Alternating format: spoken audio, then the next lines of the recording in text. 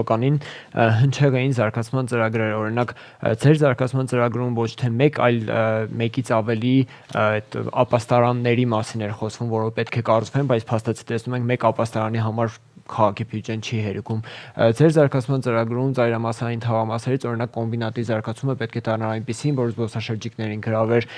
Ձերինի դեպքում կար Disneyland-ի նմանվող բան, որը եւս մեր բյուջեի սահմաններում չէր տեղավորվում։ Հիմա կարող ենք ասել, որ այնուամենայնիվ նախընտրական փուլում գործի է դրվում տեխնիկա, որը զուտ հնչեղություն է ապահովում, որովհետև հնգամյա զարգացման ծրագիրը ուսումնասիրելուց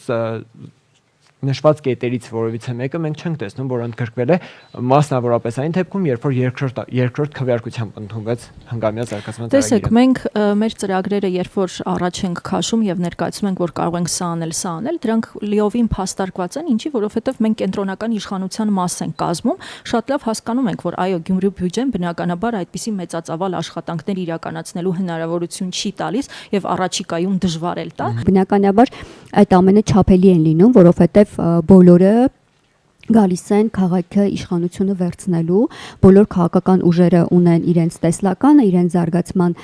բանաձևերը եւ բնականաբար այն ինչ հրապարակային լինում է, պիտի դա լինի չափելի, որովհետեւ հետո դա պիտի իրականություն դառնա։ Չի կարող ֆանտաստիկ ժանրից ինչ որ բան լինի։ Բնականաբար հնգամյա ծրագրում մեր բոլոր ծրագրերը չէին կարող ներգրավել, որովհետեւ